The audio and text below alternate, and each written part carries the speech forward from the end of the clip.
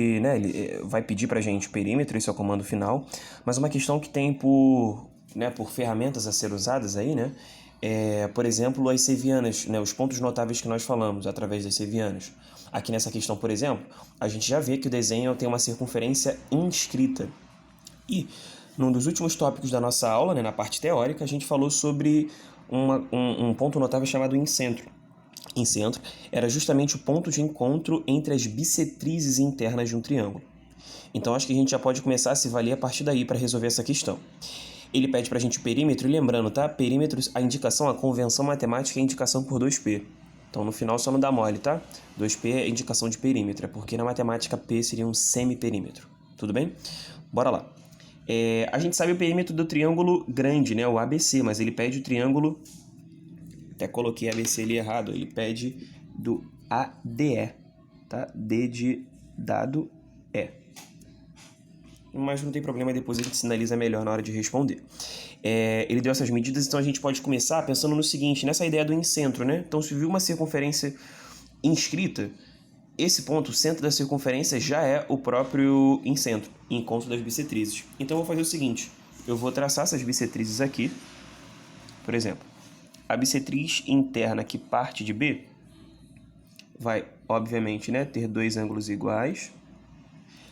E uma coisa que eu queria chamar a atenção sua, ele falou pra gente também, eu desenhei, fiz questão até de destacar aqui, ele falava pra gente que a base, né, BC, ela era paralela a DE. Como a gente, né, já teve aula de quadriláteros, talvez você tenha pensado no seguinte, poxa, Kaique, então a gente já pode fazer aqui a base média? Não, tá, galera? Eu até tentei, assim, não sei se você percebeu, eu tentei colocar esse desenho bem expandido, para que justamente você tenha a sensação correta mesmo, né? Esse lado, ele é diferente desse mesmo, porque a gente só tem base média, eu falei quadriláteros, né? Como a gente já teve aula de triângulos, perdão, tá, gente? Mas ainda assim, a gente só tem base média quando a gente forma a união dos pontos médios, né? O segmento que faz essa união, beleza? Então tá. Então não é base média isso aqui. Mas uma coisa que dá pra gente usar aqui é essa ideia do paralelismo. Porque se a gente tem duas retas paralelas, é como se o BO fosse uma transversal. E aí, galera, a gente pode usar uma propriedade dos ângulos internos, né, que são os alternos internos. Se você tem uma transversal, alternou dentro das paralelas, aqui esse ângulo então seria igual a esse.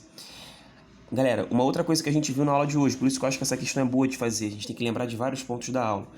Bom, nesse triângulo que formou aqui, BDO, repara que é um triângulo que tem dois ângulos iguais. Qual é a garantia que a gente também tem através disso? Ter lados iguais, né? Então a primeira informação que eu vou escrever é que o BD é igual ao DO, ou OD.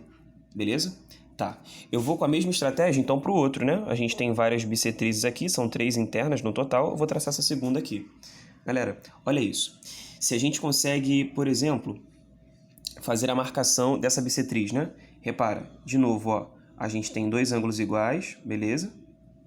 E justamente aqui, de novo, ó, a ideia de alterno interno. Eu vou, para garantir, fazer uma marcação aqui diferente dessa, porque a gente ainda não tem a garantia de que esses ângulos são iguais. Então, se a gente, por acaso, no futuro descobrir isso, beleza. Mas, a princípio, isso não é garantido. O que é garantido a gente falar aqui? Eu até esqueci de fazer a marcação indicada aqui. Esse segmento DO é igual a esse BD.